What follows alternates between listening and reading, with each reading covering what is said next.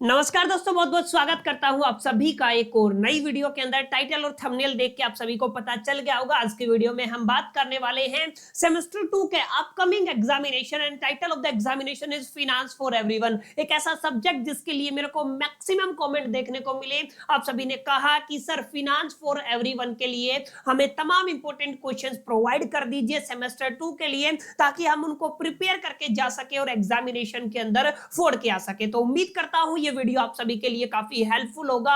अगर आपको ये वीडियो हेल्पफुल लगता है तो इसे लाइक करके अपने दोस्तों के साथ शेयर जरूर कर दीजिएगा। बहरहाल विदाउट वेस्टिंग द टाइम चलिए शुरू करते हैं। देखिए, सब्जेक्ट का टाइटल मैं आपको बता चुका हूं, आपका क्या रहने वाला है, फाइनेंस फॉर एवरीवन। एक ऐसा सब्जेक्ट जो मैक्सिमम बच्चों के पास है। इसके अलावा कॉन्स्टिट्यूशनल वैल्यूज और फंडामेंटल ड्यूटीज जैसे सब्जेक्ट भी हैं, किसी के पास बिजनेस कम्युनिकेशन जैसे सब्जेक्ट भी हैं, लेकिन मेजॉरिटी ऑफ द कमेंट मेरे को जिस सब्जेक्ट के लिए मिले वो रहने वाला है फाइनेंस फॉर एवरीवन। तो आप सभी की जो रिक्वेस्ट थी इंपॉर्टेंट क्वेश्चंस को लेकर के, वो ये आपकी उसी रिक्वेस्ट के ऊपर ये प्रेजेंटेशन तैयार की गई है। और यकीन मानिए जितने भी इंपॉर्टेंट क्वेश्चन है उन सबको मैंने इस वीडियो के अंदर डाल दिया है। एक एक क्वेश्चन को आपको बना के जाना है। केवल 1 से 1.5 या 2 घंटे की प्रिपरेशन अगर आप लोग इस सब्जेक्ट के लिए कर लेते हैं तो मार्क माय वर्ड्स, ये आपका जो 1 से 1.5 घंटा है ये आपके एग्जामिनेशन का ब्यूटीफुल टाइम रहने वाला है। क्योंकि जब आप एग्जामिनेशन के अंदर बैठेंगे तो आप पाएंगे majority of the questions, up to 90% question हमारी वीडियो से ही फंसते हैं।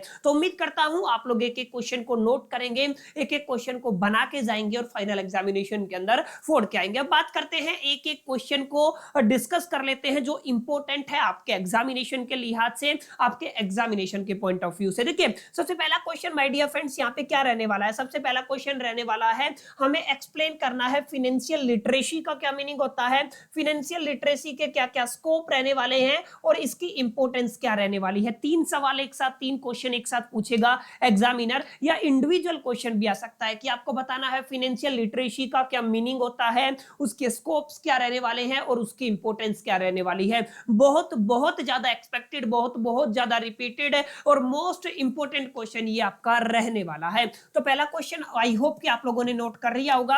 अब बढ़ते हैं दूसरे क्वेश्चन की तरफ। आपको बताना है बैंक का मायना, मीनिंग क्या होता है और प्राइमरी फंक्शंस क्या होते हैं। माने आप लोग कह सकते हैं डिफाइन द बैंक से explain its primary function. Bank का मीनिंग क्या होता है और इसके प्राइमरी फंक्शंस क्या रहने वाले हैं, ये वाला सवाल भी एग्जाम के अंदर हमेशा रिपीट होता है। अगर हम बात करें तीसरे क्वेश्चन की, तो तीसरा क्वेश्चन रहने वाला, देखिए 2 तरीके के बैंक आपको यहाँ पे पढ़ाए जाते हैं। एक आपका कमर्शियल बैंक होता है, एक आपका कोऑपरेटिव बैंक होता है। तो कोऑपरेटिव बैंक और कमर्शियल बैंक पहले तो पढ़ लीजिएगा क्या होता है, दोनों के अपने मीनिंग क्या होते हैं और दोनों के बीच में एग्जैक्टली कौन कौन से बुनियादी फर्क है, बुनियादी डिफरेंस है, जिनकी वजह से ये दोनों बैंक आपस में डिफर करते हैं। माने एग्जाम के अंदर क्वेश्चन क्या पूछा जाएगा, आपको डिफरेंस बताना है कमर्शियल बैंक और कोऑपरेटिव बैंक के बीच में। क्लियर? तो याद रखिएगा कमर्शियल बैंक और कोऑपरेटिव बैंक के बीच में फर्क क्या है, इसके ऊपर अक्सर एग्जाम के अंदर क्वेश्चन पूछा जाता है। तो 3 क्वेश्चन हो गए हैं इसी कड़ी में। चौथे क्वेश्चन की बात करूं तो आपसे पूछेगा बैंकिंग इंस्टीट्यूशन की डेफिनेशन दीजिए,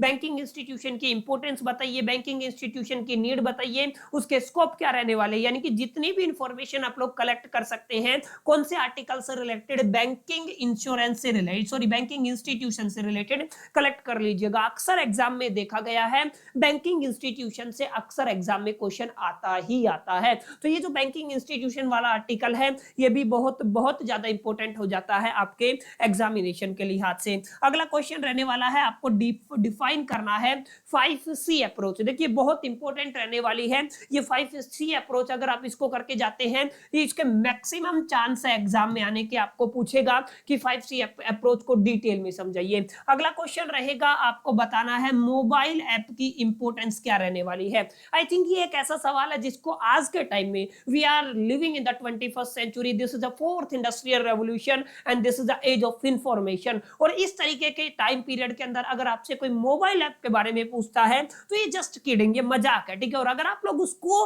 आंसर नहीं कर पाते हैं तो इससे बड़ा मजाक कोई नहीं होगा। उम्मीद करता हूं आप लोग इस क्वेश्चन को बहुत लाइटली लेके आसानी से आप लोग इसको एग्जामिनेशन के अंदर लिख के आ सकते हैं। आपको बताना है नेशनल बज की क्या क्या कैरेक्टरिस्टिक होती है। मैं आप सभी से रिक्वेस्ट करूंगा इसके बारे में थोड़ा डिटेल में पढ़ के जाइएगा। नेशनल बज होता क्या है, इसके स्कोप क्या होते हैं, इंपॉर्टेंस क्या होती है, लिमिटेशंस क्या होती है, इस टॉपिक को डिटेल में पढ़िएगा। इसके अलावा बहुत बहुत इंपॉर्टेंट सवाल रहने वाला है 8 का, आपको एक्सप्लेन करना है फाइनेंशियल प्लानिंग का मीनिंग क्या होता है, उसके ऑब्जेक्टिव्स क्या रहने वाली है, उसकी इंपॉर्टेंस क्या रहने वाली है। माने फाइनेंशियल प्लानिंग को समझ लीजिए, फाइनेंशियल प्लानिंग का मतलब क्या होता है, उसके बाद फाइनेंशियल प्लानिंग के ऑब्जेक्टिव्स क्या रहने वाले हैं और उसकी इंपॉर्टेंस क्या रहने वाली है। ये एक ऐसा सवाल है जो एग्जाम के अंदर रिपीट होता ही होता है। इसके अलावा आप लोग एक स्पेशल अकाउंट को याद करके जाइएगा जिसको कहते हैं सुकन्या समृद्धि अकाउंट। इसके ऊपर भी अक्सर आपके फिनेंस फॉर एवरीवन वाले सब्जेक्ट के अंदर क्वेश्चन देखे गए हैं कि एग्जैक्टली जो सुकन्या समृद्धि अकाउंट है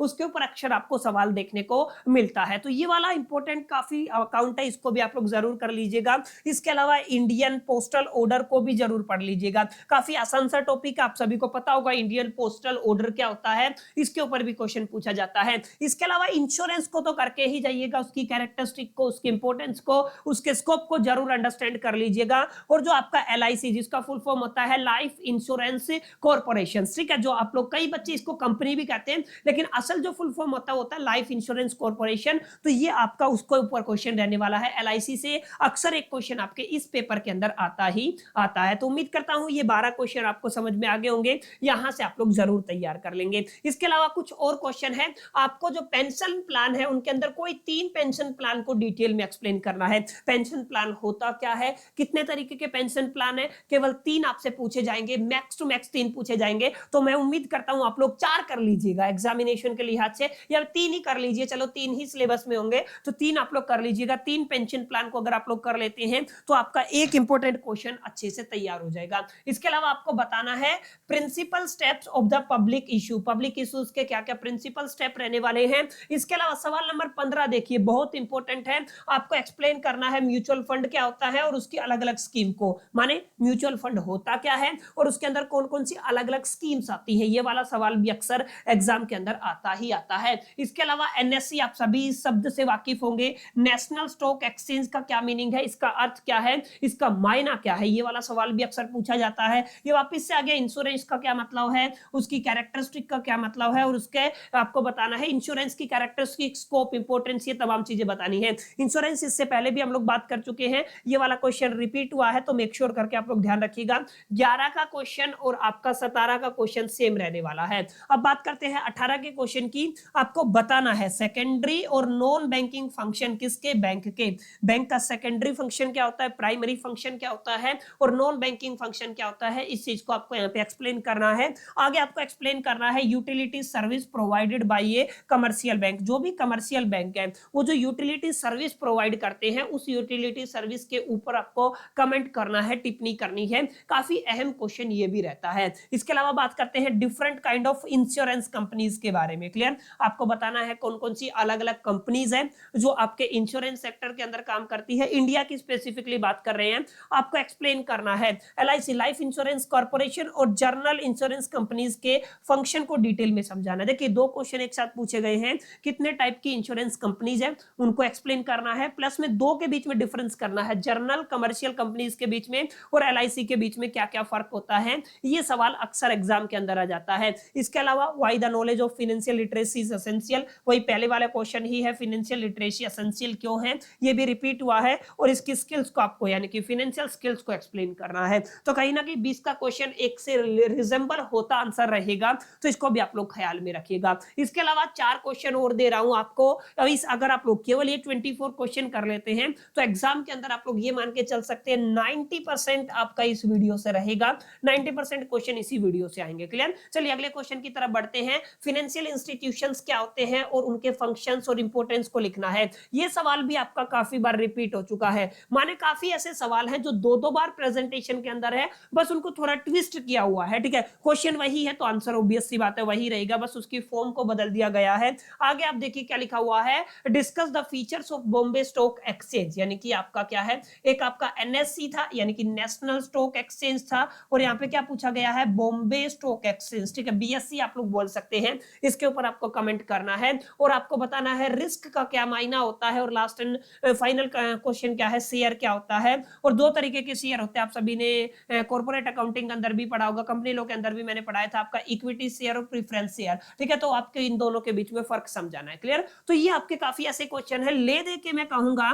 केवल 20 क्वेश्चन बनते हैं, लेकिन अगर आप लोग ध्यान से देखेंगे तो अगर हम इनको ट्विस्ट कर देते हैं तो 24 बनते हैं। क्लियर है? ट्विस्ट करके तो आप लोग कितने भी बना लो, लेकिन देखोगे तो केवल 20 क्वेश्चन है, जिनको अगर आप लोग तैयार कर लेते हैं तो टारगेटेड आप लोग आसानी से 90% पेपर अटेम्प्ट कर पाएंगे। और ये वो क्वेश्चन है माय डियर फ्रेंड्स जो काफी रिसर्च के बाद चुन चुन के मैं आप सभी के लिए लेके आया हूं। जैसा कि हमारा पिछला रिकॉर्ड रहा है, जो हमने पढ़ाया है, जो हमने बताया है, वही एग्जामिनेशन के अंदर आया है। ठीक है? तो आपको रिस्क बिल्कुल भी नहीं लेना है। आप सभी के मैक्सिमम कमेंट का जवाब है ये वीडियो कि आप लोगों को जितने भी इंपॉर्टेंट क्वेश्चन है मैंने प्रोवाइड कर दिए हैं। बदले में आप लोग छोटी सी हेल्प मेरी जरूर कर दीजिएगा, चैनल को सब्सक्राइब कर लीजिएगा, बेल आइकन को जरूर प्रेस कर दीजिएगा। अगर वीडियो आपने पूरा देखा है तो इसे लाइक करके अपने दोस्तों के साथ शेयर करना मत भूलिएगा, प्यारा सा कमेंट जरूर कर दीजिएगा। चलिए इस वीडियो में इतना ही, मिलते हैं नेक्स्ट वीडियो में। जब तक के लिए मैं तो सोल दी बस, टिल द कीप